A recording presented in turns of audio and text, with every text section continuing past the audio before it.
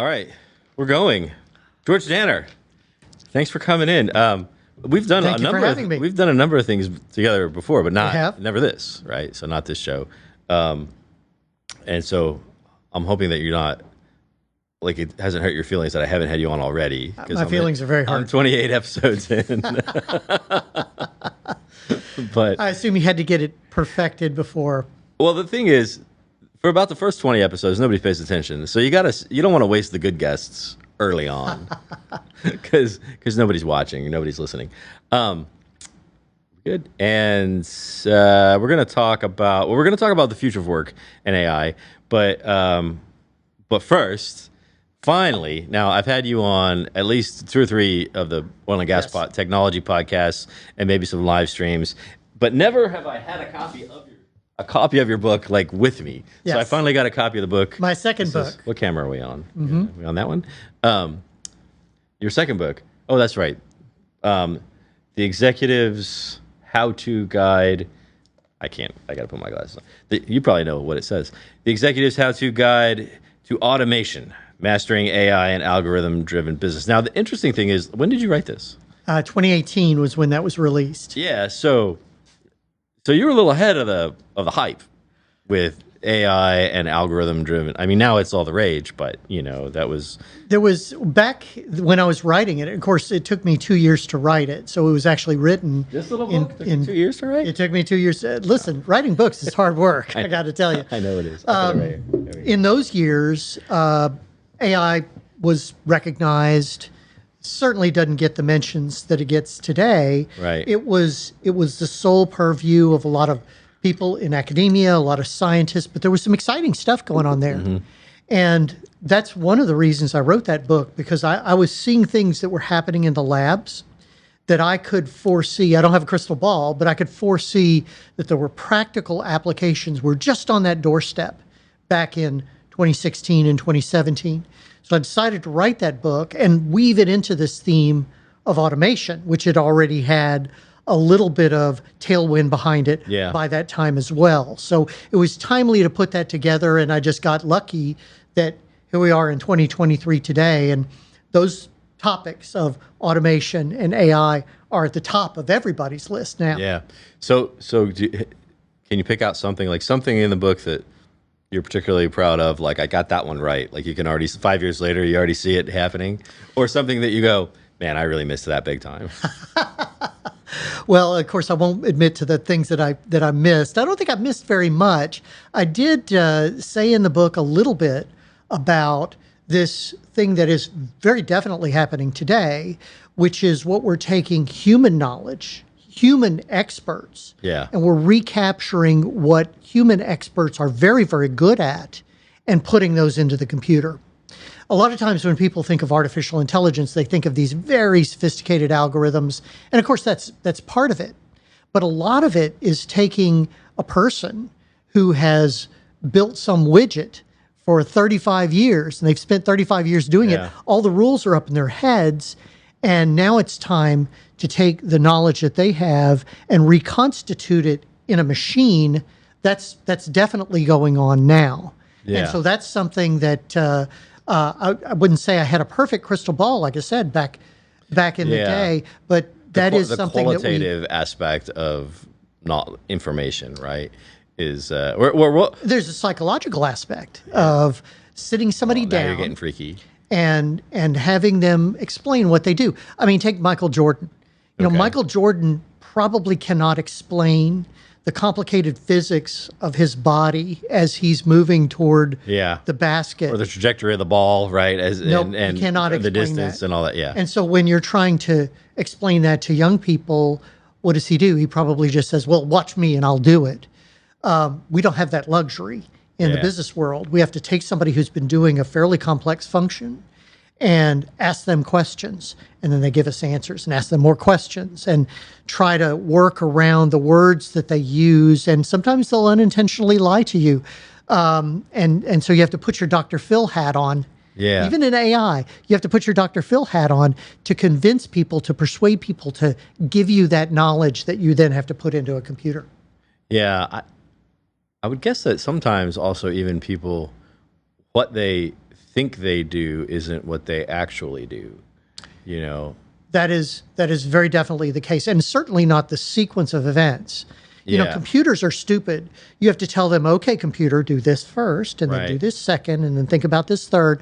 Whereas humans don't think that way. I mean, I'm working with a doctor right now on a very complicated medical procedure, and she looks at X-rays and she says, "Oh, okay, that's not normal," or "Oh, okay, over here that is normal," and then you have to ask her, "Well, how did you come to that conclusion?" And she'll give you a variety of answers, but none of them are tightly wrapped in a bow, just ready to hand to you.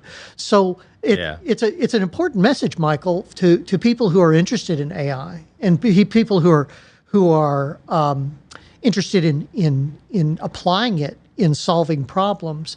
That the job of AI is not just mastering the technology. That's a small part of it. The other part is figuring out the domain space and figuring out what are the rules that are sort of floating in the air. That's really, frankly, the hard work of AI. Right.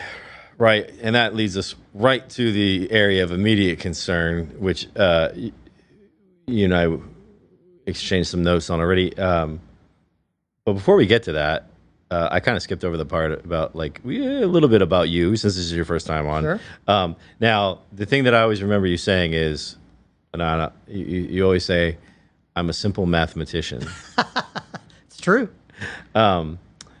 In fact, I heard someone say that about you recently. I can't remember who it was, but I thought, oh, I know who said that.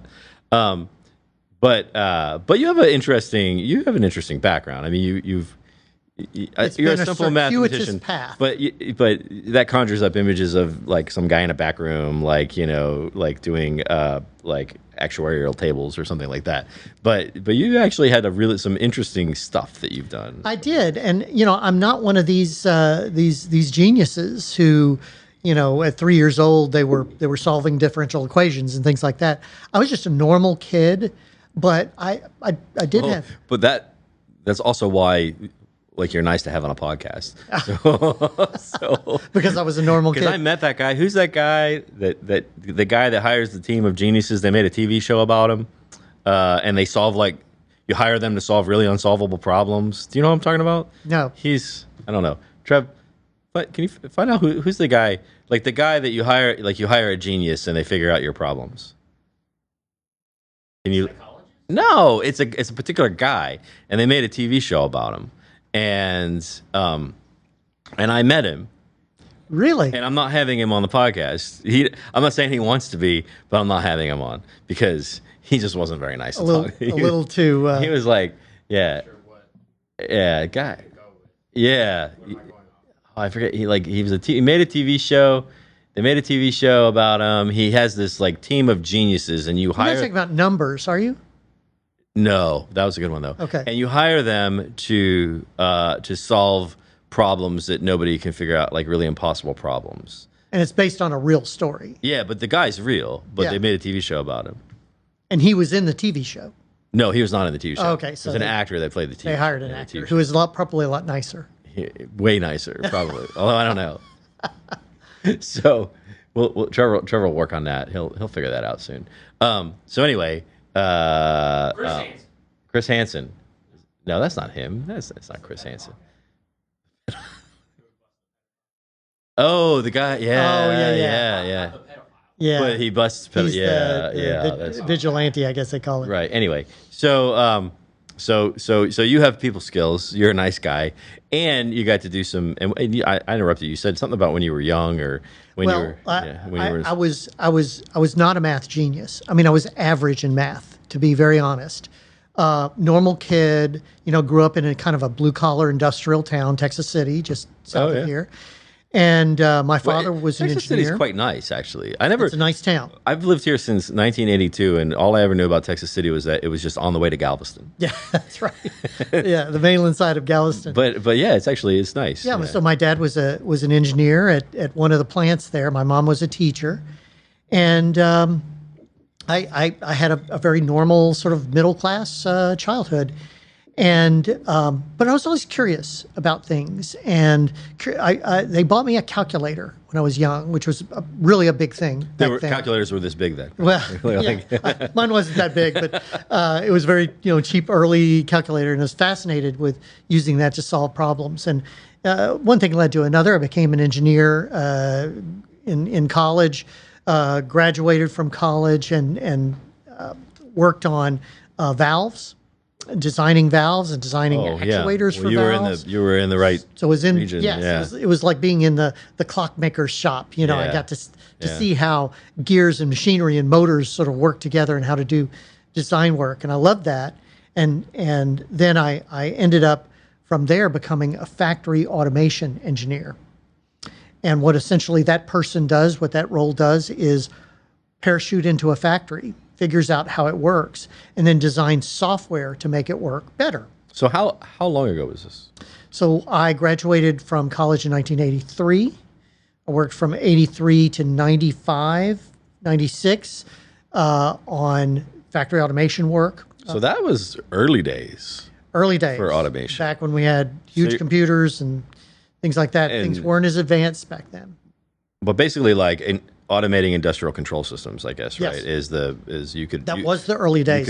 You could create software programs that would open things and close things at certain times. Right. That was the dawn of real automation. And if you remember, Michael, that was also when the automotive industry was rising in automation as well. So the whole country was sort of deeply interested in automation, and I loved it. I got swept up into it and found that fascinating.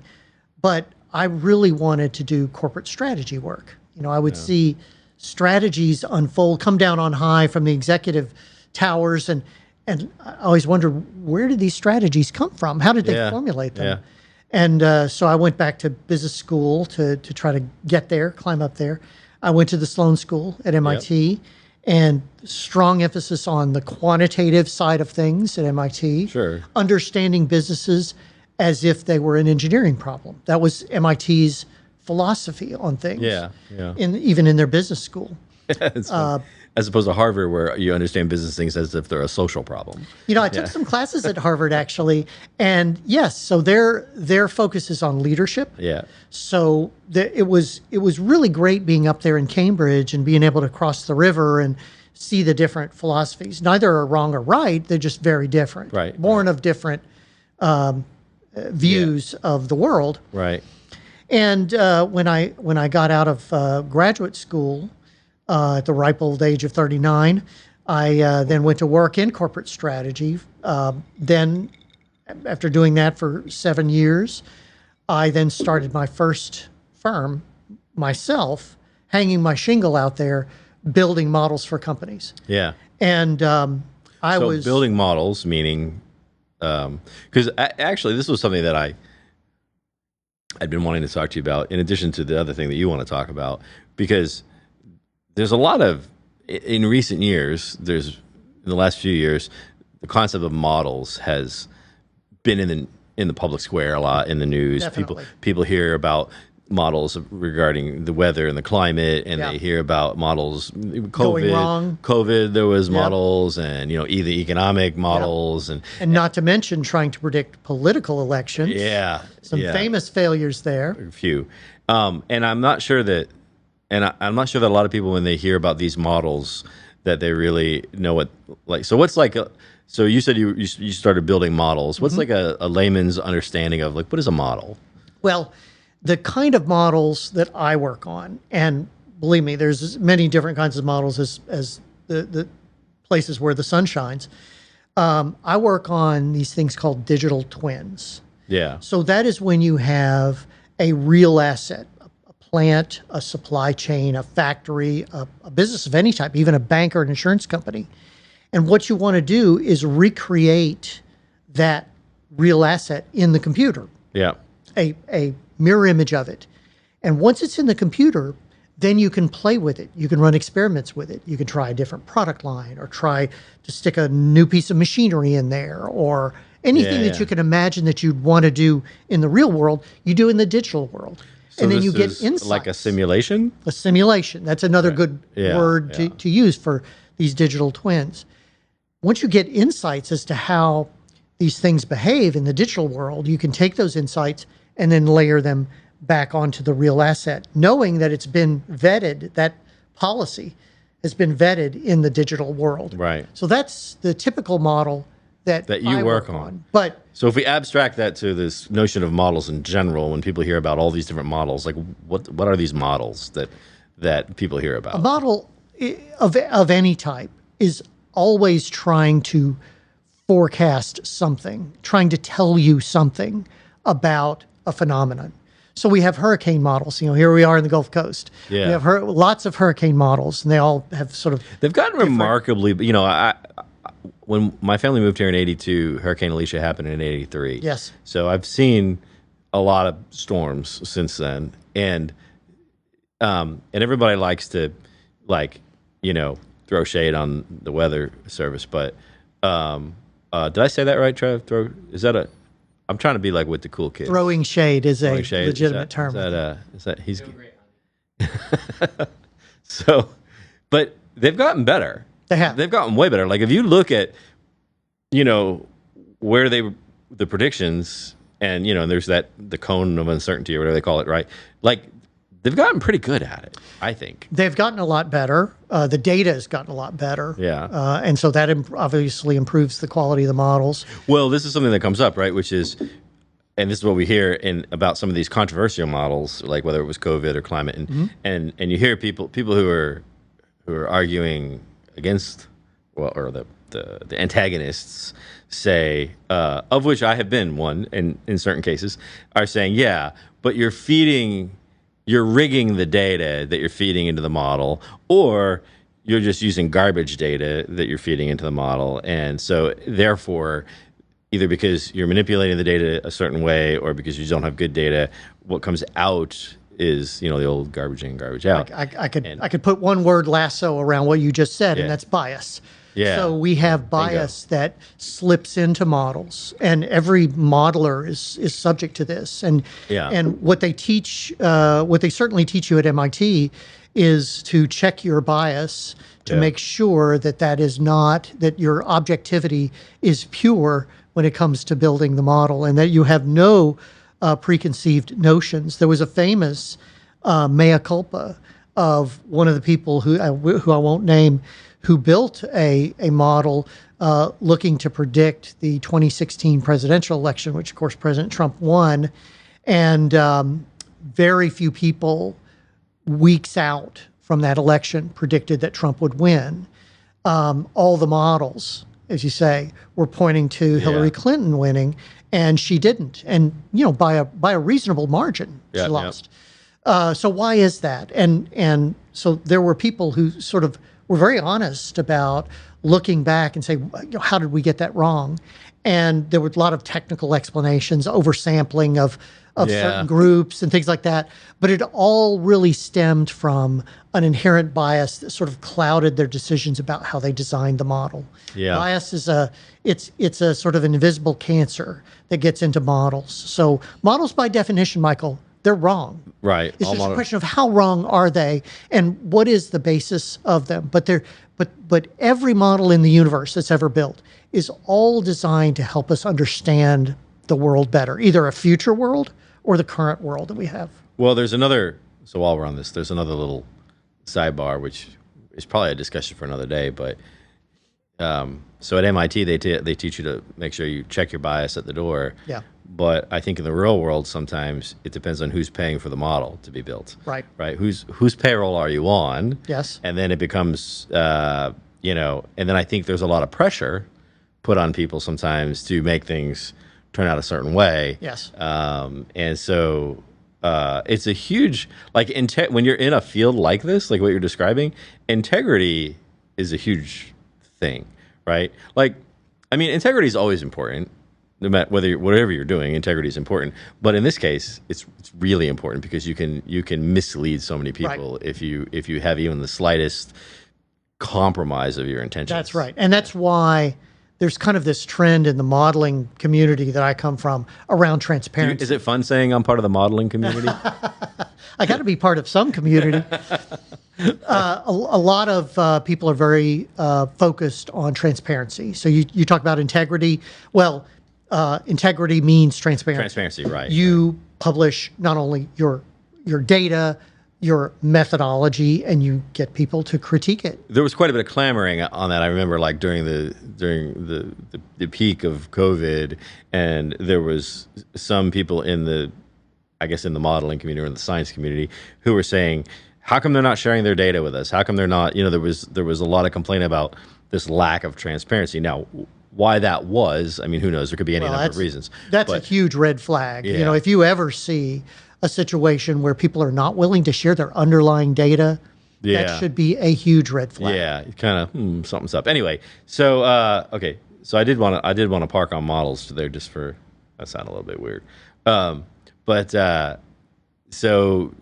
back to you.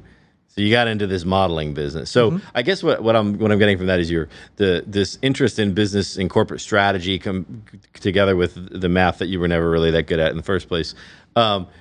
That's where models. That's kind of where models, those things meet. That's where models are. That's right. Because now you're using math to try to inform business strategy. That's right. Yeah. So businesses are under relentless pressure to be better, faster, cheaper. I mean, I see it all the time. You have a business that's successful. Oh, you grew your revenue 20%. Okay, congratulations. Next year, you now have to do 25% more. Yeah. They can't escape this extreme pressure to be better, faster, and cheaper. They've tried all of the normal things, and we've seen that. They've invested in technology, good for them. They've looked at lean principles, good for them. Mm-hmm. So now they're down. They brought in the Bobs, right? Remember the Bobs, the consultants? Yeah, of course. They brought in all these gold. What exactly is it that you do here? Yeah, exactly. I've seen a lot of that too. Yeah, and fine. So they bring in expertise, good for them. So what they're down to now, after having tried all these things and had some successes with them, is the more nuanced strategies. And nuanced strategies means you're using science. You're trying to understand the science of how this business works. Mm-hmm. Why does it work the way that it does? And are there any levers we can push and pull to make it work even better? Michael, I'm starting to work a lot with investors now. Yeah. Private equity companies that buy other companies. I hope you're staying in good shape because they will run you ragged. Yeah, they do. They do. They're very demanding. Yeah. Pure capitalists. I love it. Like, there's not a single spreadsheet in the world that can't be done 10 different ways. Yes. Right. You have 100 different ways. 100 different ways. Right. Yes. Yeah. They're quite an interesting group of clients to have, but their motivation is fairly pure. They buy a company. Right. It produces value A. They now want it to produce value B. What is exactly is the path to get from A to B? And increasingly, that comes from the world of science. Yeah. How can we crawl over this company virtually and figure out precisely how it ticks so that then we could figure out ways to make it work even better? And sometimes better just means more productive. So if you did X number of units one year, in the next year, you want to do 3X units, but with the same amount of labor, right? Same cost, same amount of material, the same amount of variable cost. Yes. Yeah. Interesting. Okay, so so you were using automation and models, and I think the first time I had you on a podcast, we made all the model jokes, like not the ones in magazines, right? Right. But bumper sticker, I love my model. Mm-hmm. So you're on the early cusp of a lot of these things, and there's a lot of things that we could talk about along the way. But in the interest of like the theme of the show, we fast forward to today, and we look at life in America. It's the same anywhere else, but this show's only about America, so that's all we care about. And there's a lot of, and you and I, you mentioned earlier, the future of work. Yes. Because all of a sudden, some of this fancy stuff that's been done in whatever back rooms you were working in, helping people figure out their strategies and whatnot, like it's not exactly the same, but it's similar. I mean, it's a continuation of the same types of innovation, and now it's like thrust into the forefront of everything. Right. And of course, ChatGPT. You saw, so we already did all the generative AI platforms. Right. And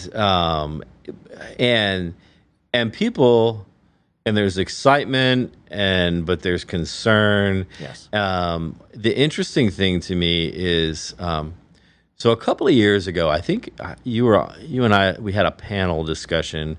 Maybe it was during COVID, because I think maybe it was online, and it was about, maybe it was at one of those events, and we were talking about bringing AI specifically into the oil and gas community, and there was this notion of, well, what if it replaces, you got very specialized, highly technical jobs like geoscientists and petroleum engineers and things like this. And so there's some debate about, that robot isn't ever gonna, replace my, but now, it's, so you could look at that and you could say, okay, well, that's something to figure out for all those really specialized people that have those really smart jobs. It doesn't typically affect the average person. But now, it's like coming a little bit more into the regular world. And in fact, I stumbled on something, and this is actually from a couple of years ago. Hey, Trev, can you get the thing, the Get app link? So this is from 2021, so 2 years ago, Future of Work.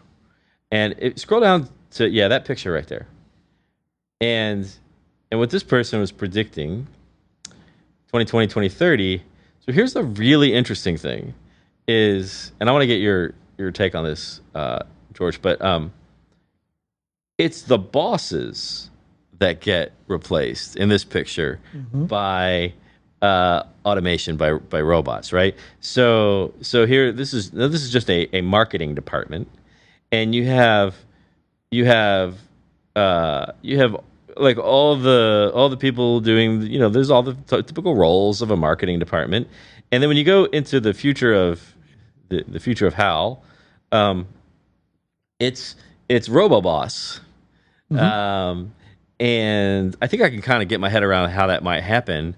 And then there's a couple of other automated in the ranks, but now you're not just talking about doctors or lawyers or geoscientists or these, like, because for the average person, they're like, yeah, fine, I don't really like doctors and lawyers anyway, so you want to give me a robot, that's fine with me, right? But this is, and I don't know how accurate or how this is, but this suggests that there's places, when you talk about the future of work, it's not just those specialized, highly paid people who were afraid that their jobs might get replaced by a robot, but it could really change the composition of how organizations and teams work. Right.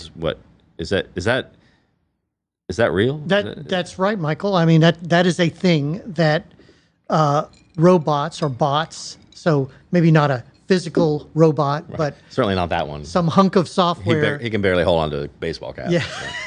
He's doing a good job. But these bots will enter the workforce, and they will act in a way like a coworker. So there's a lot of distribution centers out there. For example, if you go into them today, a fairly modern one, what you'll see is that the machine is really in charge. And what the humans do in that distribution center is make sure the machine is well fed and cared for, has the materials it needs, has the information it needs. So the sort of master worker relationship has shifted a little bit, at least in terms of distribution centers, places that move packages around. Yeah. It doesn't particularly surprise me that somebody's come up with analysis and said that, the so-called bosses are getting replaced by bots. Because if you think about what does a boss do, or what should a boss do? Well, a boss should organize work, allocate tasks, dole out projects, check statuses. Those are all very rule-based tasks. Those are actually the easiest for a piece of technology to take over, less so than a very sort of specialized task that maybe a planner or an analyst or somebody like that does. And On top of that, the economics work better. A boss is, Yeah. paid this much. A worker below two levels below the boss is paid that much. Economics works better. So that's really where the automation is going to start happening. Is there like some kind of a podcast producer guy bot that could take over for? Actually, the economics right now are working in my favor. So let's go ahead and go down that thread. You mentioned, is there somebody who can do podcast? Is there a bot that can do podcasts and replace me? I think it's going to be at least in the next few decades. It's going to be less about, let's figure out how to replace Michael with a robot.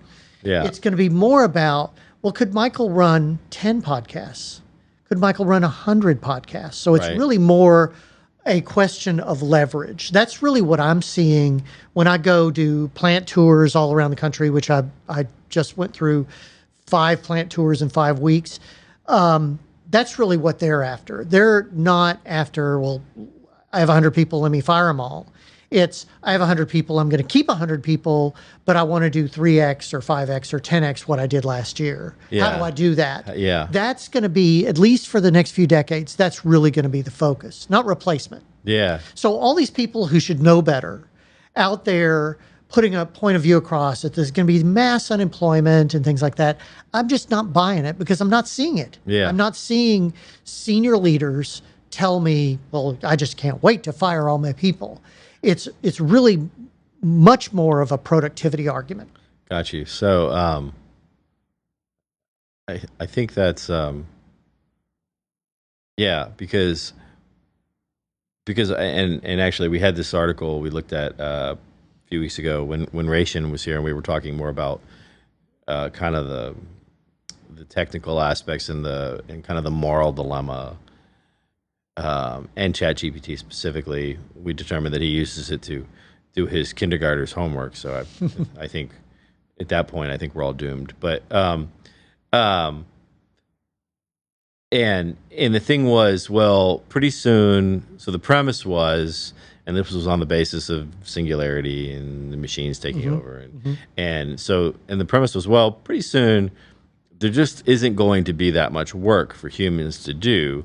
But humans, we all still deserve to have a decent living. So this is where the argument for universal basic income comes in. Like, we're going to have to just give people, which of course, pretty soon you get past that, and pretty soon you're at the level of Star Trek where, we just don't have money. We don't need money. Everything is kind of allocated and provided, right? Which to some people and it's funny how, to some people that sounds like a utopian future, and to some people that sounds like a dystopian future, and it just sort of depends on your point of view.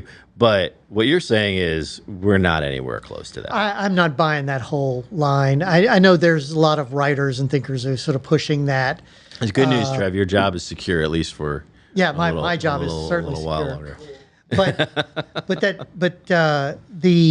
This really relies on a premise that we're going to keep standard of living at exactly the same level of output. And that's just not going to be the case. A person of Michael's capacity is going to be expected to run 10 podcasts or 100 podcasts. And that's how you're going to earn your economic value. It's not like, there's this just fixed amount of output that we're expecting from everyone. So as that output... And there's a displacement, right? Yeah, as that output gets taken up by robots, then, there's not going to be anything for people to do. People have not really picked apart that argument logically. That our standard of living and our standard of output has never stayed still. As the technology rises, so does the expectation of output. So therefore, there's not going to be mass unemployment. There's going to be a sort of a dithering of the employment. And so, in other words, again, not one podcast per year, but 10 podcasts per year or 100 podcasts per year. And that is the economics of how you're going to make your living. Okay, but if I fall back to my basic understanding of economics, which I actually got from Henry Hazlitt and his little book on economics in one lesson, something has to. So Sure, it's great to say that we can increase output by 10 times, 100 times, or magnitude, whatever, but something has to consume that output, right? So how does society continue to, like, if there's not a demand for it, then it's not going to, like, what? So it's great if I could produce 100 podcasts instead of one, but if there's not people to listen to it, or if my 100 podcasts suck compared to my one. Right. By the way, if this one, I don't know if you noticed our grenade, but if it, oh, you asked about it earlier. I did. You asked about the grenade. Yeah, so if the It's show, hard to ignore. if the show's no good, I don't know, is the grenade in the shot, Trev? Do we actually have the grenade in the shot? Yeah, so if we're no good, or we're boring or whatever, then Trevor runs out and he pulls the pin. Yeah. And that's it. That would be a problem. Fortunately, that hardly ever happens. So, But let's go back but to your, I guess what I'm saying is, how do you maintain economic balance? Just to say we can increase output, like something has to, like everything has to stay in balance, right? But again, I go back to history, Michael. Demand has never subsided. When you got a we point. were and using horses and buggies, we had yay many roads in the United States. Let's And say. that's what they said. They said we got yay many roads. Yeah, Yeah. and therefore, oh my goodness, why do we need something that goes 10 times faster than a horse and buggy? Because we've only got so many roads. Well, the roads didn't stop getting built. The demand to get on those roads never stopped. Fair. So yeah. it's just all We have no this. historical precedent for Our economy never stands still. for wasted growth of output. Right. That's right.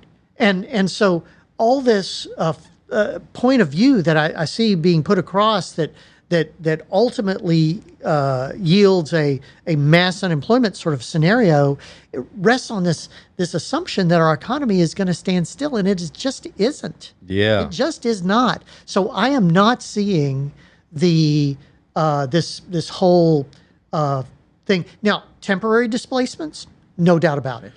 Sure. There will be these Rearrangings and these things, yeah. 5 to 10 year displacements. I mean, that is absolutely true. But in the long run, our economies will absorb a lot more people into a different set of skills. There was an article just this morning, May 8th, in the Wall Street Journal about citing a statistic about 60% of the jobs that existed some years ago, some few decades ago, don't exist today or have been Yeah, I saw that. Yeah. rewritten. So that's going to happen even more in the future. 60% is a lot. That is a lot. That's the Yeah. whole economy Yeah. being restructured. Right. So, yeah, well, this is what always happens, right? Is we, as things change and evolve, and there's always somebody, there were the people that threw the shoes into the, what was it?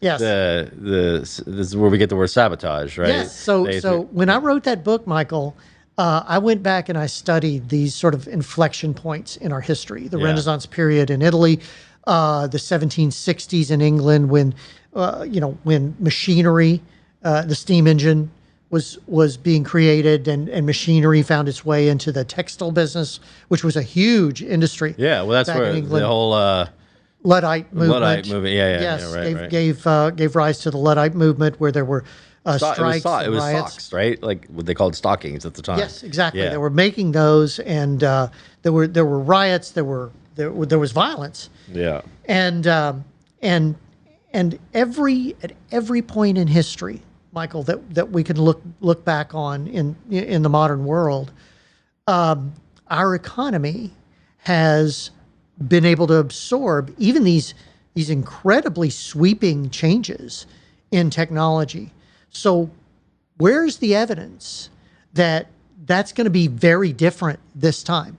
Now, people have argued with me and said, well, wait a minute. It is different this time because things are happening much faster. Back in 1760, things just moved at a slower enough, yeah. pace. Yeah, it's true. This is way faster, but we're adapting way faster too. Yeah. So I am not seeing any justification for this very bleak world that people are putting across, at least in terms of the this mass unemployment. Now, people have also raised, and you raised also the idea of, well, it's kind of scary. AI is a little scary. Yeah. Is it going to harm us in some way? We've all seen The Matrix. Yes. Terminator movies, I've heard every joke, as you can imagine, because I like work in that field, and people ask me if I'm going to build a Terminator. Sometimes when I'm in traffic in Houston, I feel like building a Terminator. But no, not building one. Look, so about that, I think it's important for people who aren't really in the know about AI, what's going on. We've had AI since a little bit before World War II. In fact, it was actually used in World War II for code breaking and for other strategies. So that's fascinating. I love the history thing.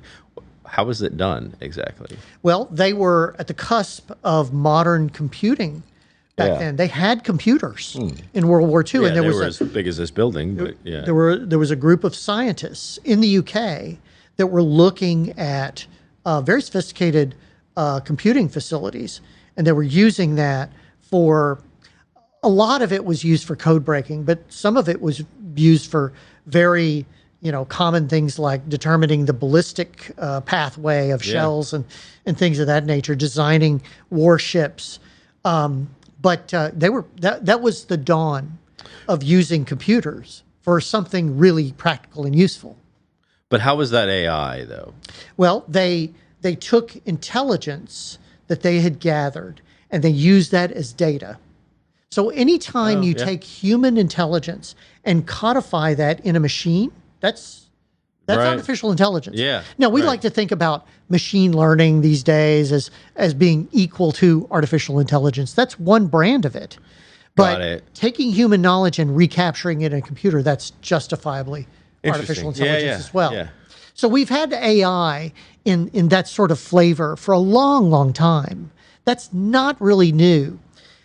We take a piece of software and we train it to accomplish something that a human can accomplish. That's been around a long time. What's different in the last year or so is something called artificial general intelligence, AGI. Yeah, I've heard of it. So I think, in fact, Rachel and I talked, narrow AI versus not narrow. People sometimes call it specialized or deep learning and things of this nature. Essentially, if I can boil it down, and my AI scientist friends, please forgive me, but it's learning how to learn. Mm-hmm. So there was an experiment some years ago by two Cornell professors, and they took a bar of metal and they hung it on a hinge. So this bar of metal swings back and forth like a pendulum, right? And then they took another bar of metal and they put a hinge on the end of that. And so now this thing swings back and forth in complicated ways. And they took a piece of software that they built that was steeped in AGI, and they had it simply observe this bar of metal moving back and forth. And it reverse engineered Newton's second law of motion. Wow. That's a flavor of AI that we haven't seen before. Yeah. And so when you have things like, you mentioned ChatGPT, what is that? That's something that has now been trained on language. It has essentially crawled the entire internet to gather every piece of evidence of language to learn what it can learn. No presupposition, no, hey, I want you to find out this. It just is unleashed. And that's what scares people, and justifiably so. Like, what is it going to learn? And could it learn bad things? Could it learn how to steal a car? Could it learn how to break? This whole bias problem that you talked about comes into play as well, because if it's learning from, if the internet content that it's learning from has a bias built into it, right?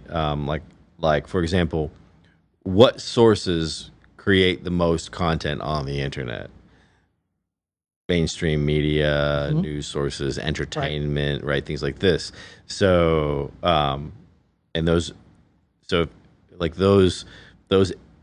agencies or agents, as you will, are they're putting out tons and tons of content every single day relative to the unbiased scientific study that comes out.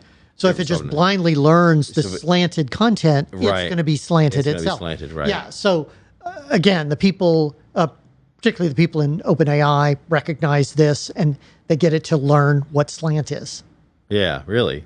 Yes. Yeah. Yeah. So it has some capability to sort of devarnish. It just got scarier. Yeah, yeah, and we even do that ourselves. You know, Right. we get a lot of data. We talk about that. We talk about having a certain filter. Well, you got to have a filter when you look at this, right? That's right. So they practice that. This comes back to the thing that you said early on, which is taking what a human knows and does and putting it into a computer, not just the factual things or the sequential things, but like, so what you're saying is conceivable to teach the computer, to teach the machine how to have a filter for certain things the same way humans do. That's right.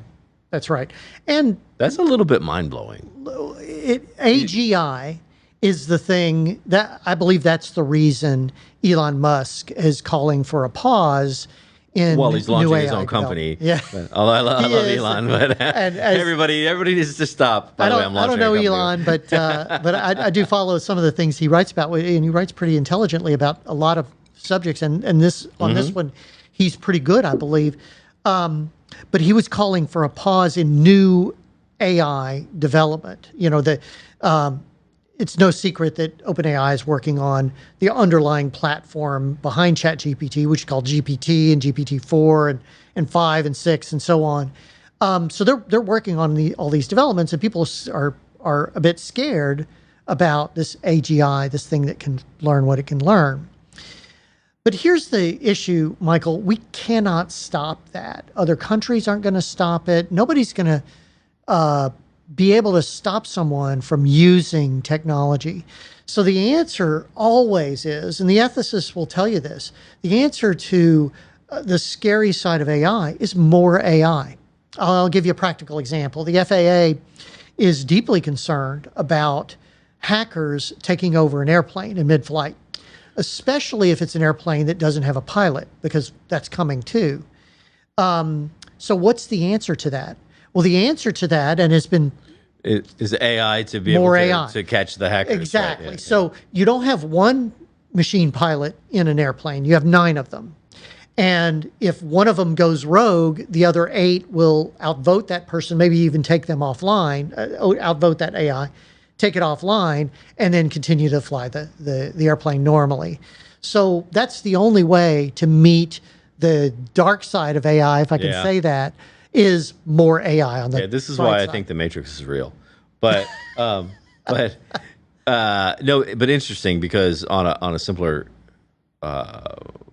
view, it was within a couple or a few weeks that ChatGPT hit the public scene that I saw an article, I think it was in the Wall Street Journal, about this college kid who was using OpenAI to write a similar something like ChatGPT that could determine whether a piece of content had been written by ChatGPT. Right. So you could, so presumably, my recollection is he did a pretty good job. He did a really good job. Yeah. High percentages on that. And so if you're a college professor who's worried about that with your, with your students, taking advantage of that, you could run it's the same principle that you're talking about, right? Right. So that's always going to be the answer. It's more AI.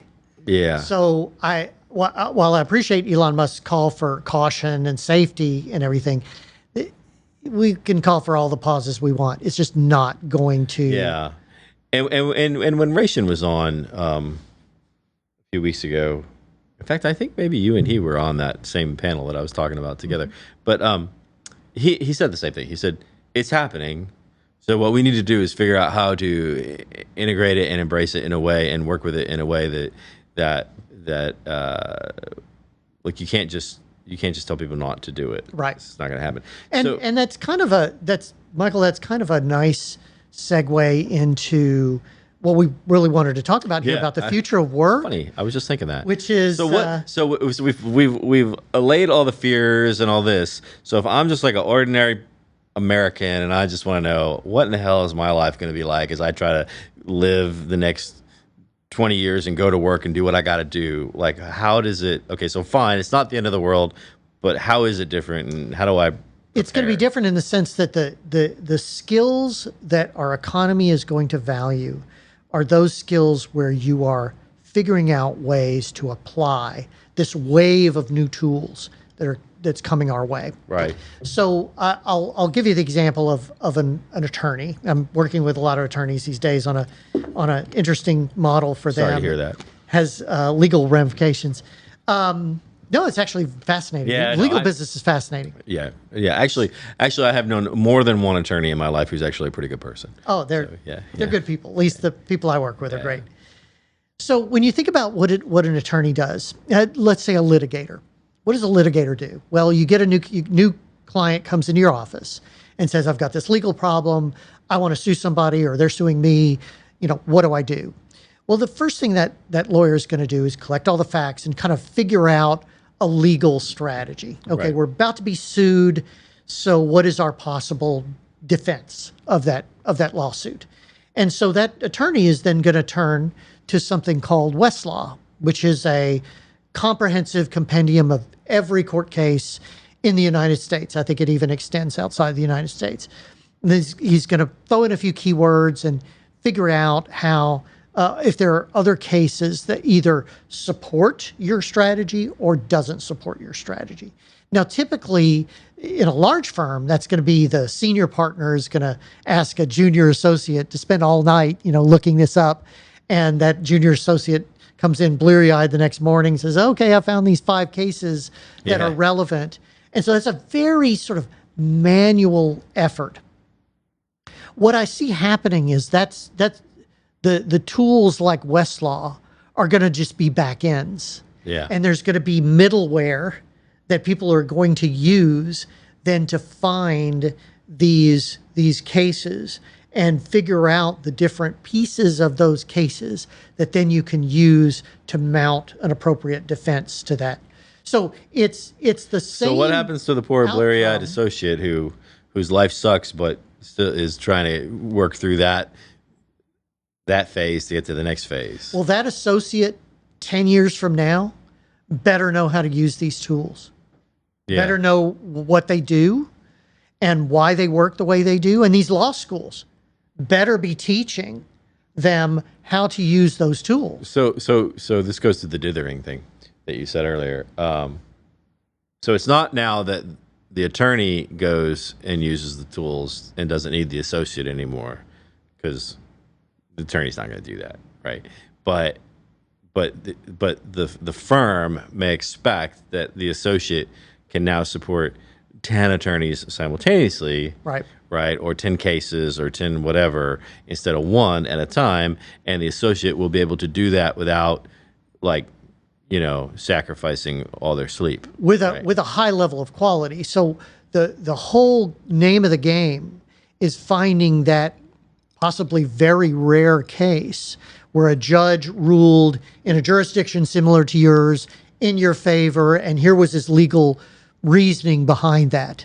Yeah. That is. And those why, are and why wouldn't we hard want to problems. make that an easier thing to do, right? Like nobody, like nobody should have to, right? That makes sense. Yeah, and it's crazy how difficult it is to do with. I mean, tools like Westlaw are great at what they do, but it's still an enormously difficult job to comb through all these legal records and find these cases. Yeah. Because you're not just Google searching something. You have to find it, then you have to assess the case and look at the arguments that were made. I mean, it's a lot of analysis.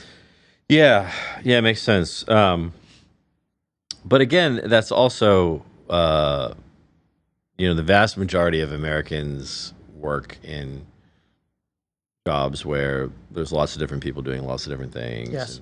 And I'm coming back to that thing we looked at earlier where, like, here's a marketing department, and all of a sudden you got these robo bosses. And you said, well, what does a boss do? They schedule work, they package work, so that's one component. Now, another component of what a boss does is they foster teamwork, morale, provide guidance, coaching, things like this. But as I'm sitting here thinking about it, there's no reason why that couldn't well, you couldn't take the boss role, split it into two different things. The stuff that could be automated, which is like the boring crap, right? Like packaging work and scheduling and whatever. And you could have something else that maybe isn't a boss, but is a coach, team mentor, play. So, like there's some that role is still like. Is that am I going down the right path with that? Well, I think so. You and I grew up in an era where we had bosses. We had some good, some bad. Yeah. But the good ones would come by our desk and, how's it going, Michael? You doing okay? You feeling good about things? That's how we grew up. Yeah. And so that's pull the team together, go out for happy hour, go out for lunch, like whatever, right? So that's what we expect in our workplace. Yeah. Now I have two daughters, one in her 30s and one in her 20s. And they don't care at all about that, do they? They seem to be they Yeah. Not only do they look at me funny when I describe, how bosses should behave, they claim they don't even want that. They don't want to interact with them. They want to get their assignments and do their assignments. Yes, they want to advance. Yes, they want more compensation. Yes, they want to feel like they're making a difference. But they don't feel like they need that boss element that you and I are very comfortable with. So the jury's still out. Not only that, but there's whole philosophies built on these notions of how to, there's the old leader, not a manager, and which I never really bought into that, but or how to create high performance teams. Right. But what your daughters are saying is, I don't need any of that. Give me what you want me to do. I'll get it done. Right. And that's it. Yeah. Now, but you started by saying, well, wait a minute. Maybe there's this sort of split of roles. There's the mechanical get work done, get task done thing, which easily is done in an automated way. But then there's the softer skills that is the boss that cares about people and communicates with them. The guy with the coffee cup that says, how's it going? I'm going to need you to come in Saturday. Right, exactly. So maybe that is less a boss function and more works like a personal fitness coach. So this sort of floating resource that goes around and makes sure that people are happy and well supported and that sort of thing. That doesn't necessarily have to be a boss role. That could be another role entirely. What do you think, Trev? You're the younger generation. You got any insights on this? Like it's a feedback loop on you. Yeah. Not just robots.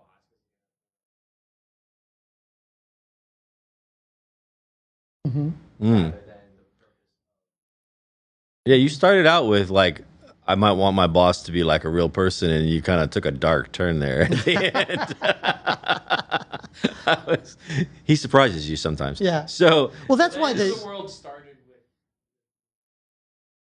Yeah, that was it. The beginning of the his point of view is why I made the statement the jury's still out, because I hear all over the spectrum. His point of view, which I think is a good one, is, well, wait a minute.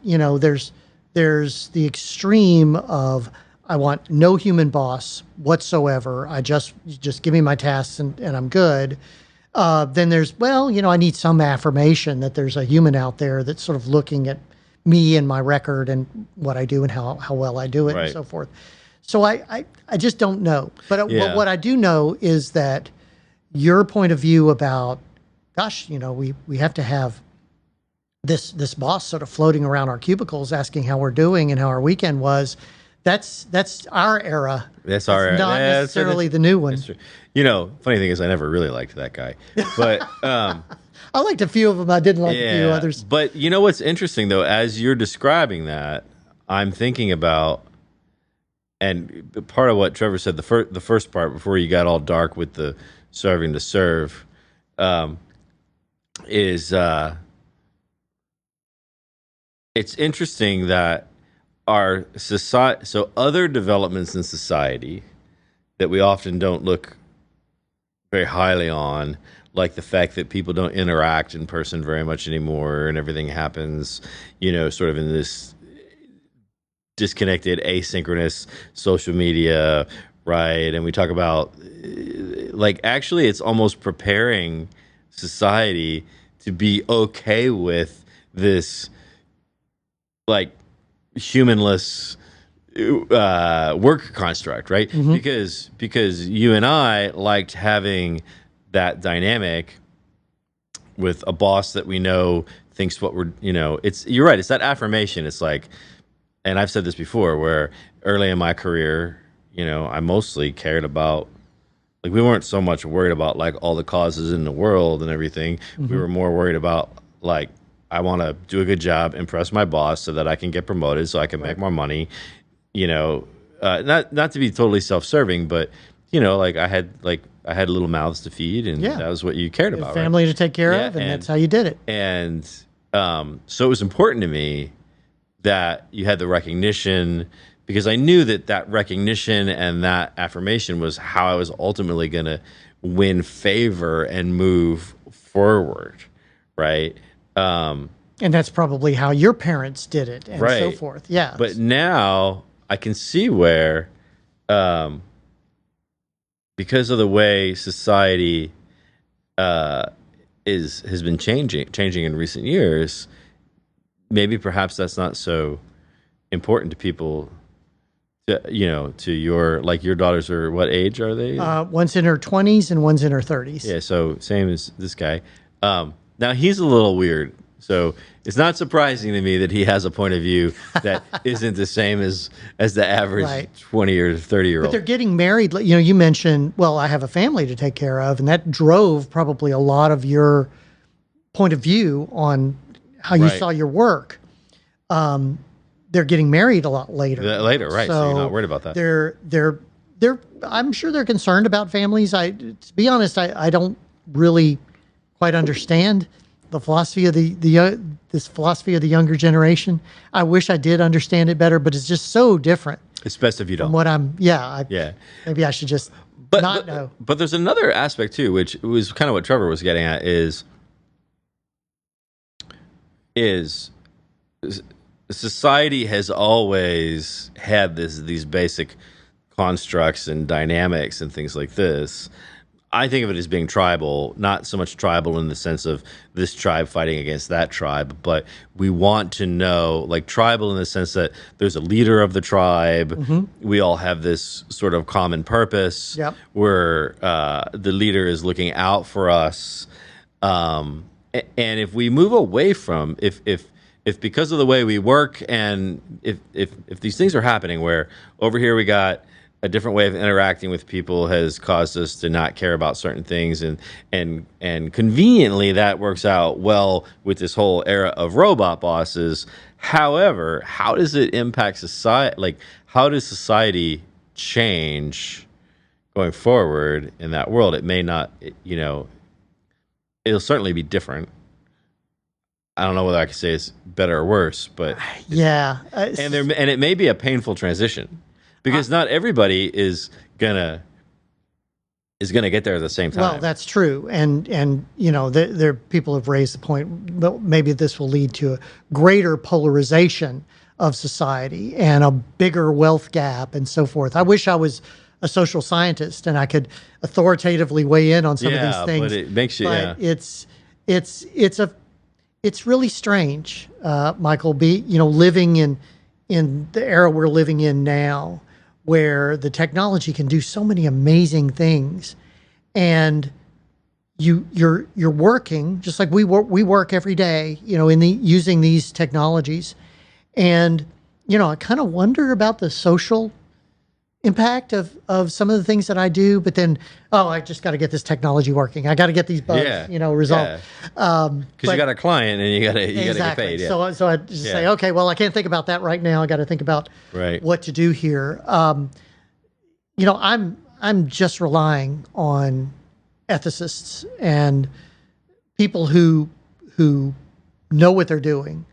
People at the leaders of these companies, doing the right thing with respect to this technology so that it doesn't get out of hand.